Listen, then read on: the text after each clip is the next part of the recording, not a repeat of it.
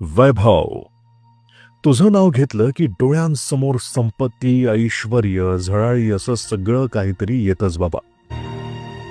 पण मनाच्या खोलवर असलेल्या सच्चेपणात, साधेपणात आणि प्रेमात खरं वैभव असतं हेही तितकंच खरं. हे वैभव, तुझ्या डोळ्यात एक खास चमक आहे, जी संघर्षानं नव्हे तर स्वतःवरच्या विश्वासानं आलीये. कधी कधी वाटतं तू खूप बोलतोस,